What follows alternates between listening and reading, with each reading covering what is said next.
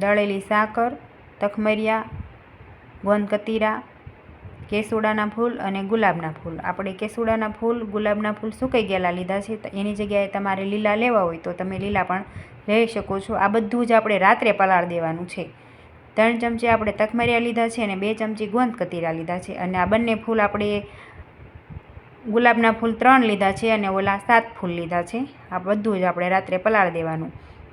અને હવે આપણે દૂધ લેવાનું છે, ઠંડુ દૂધ લેવાનું છે. રાત્રે આપણે ફ્રીજમાં દૂધ મૂકી દેવાનું અને સવારે આપણે ઉપયોગ કરવાનું, એટલે ઠંડુ દૂધ લેવાનું છે આપણે. અને પણ આપણે ગળીને જ દૂધ લેવાનું છે કે એની મલાઈ હોય તે નીકળી જાય. જે આપણે રાત્રે ગુલાબ પલાળ્યા હતા એ પાણી આપણે આમાં નાખી દેવાનું.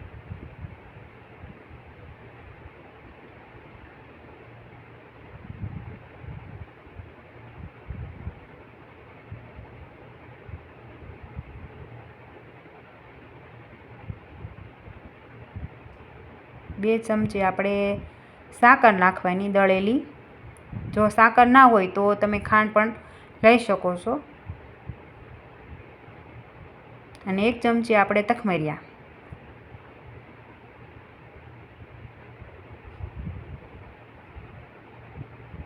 દોઢ ચમચી આપણે ગોંદ કતીરા.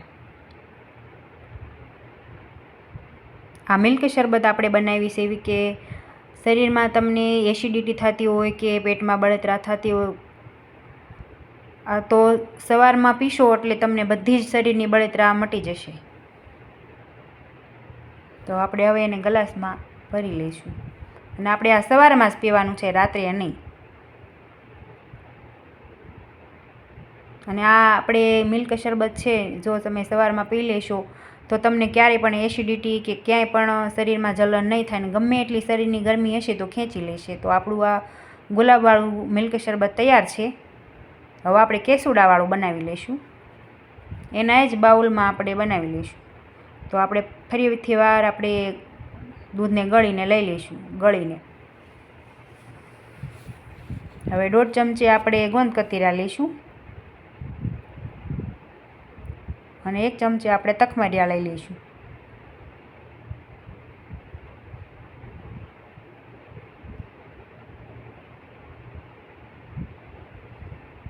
અને હવે આપણે આ કેસુડાનું પાણી લઈ લઈશું. કેસુડા તો તમને ઊનવા થયો હોય ને તો પણ મટી જાય. અમારે તો અહીંયા ગામડામાં કેસુડા રાત્રે પલાળે ને સવારમાં પીવે, પણ કેસુડા સાકર સાથે પલાળવાના હોય. તો આપણે 2 ચમચી સાકર લીધી અને હવે આપણે આ કેસુડાવાળું પણ મિલ્ક શરબત તૈયાર થઈ ગયું છે.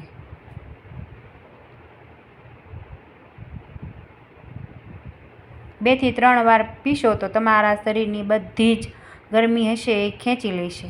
તો આપણું બંને જ ફ્લેવરવાળું શરબત તૈયાર છે.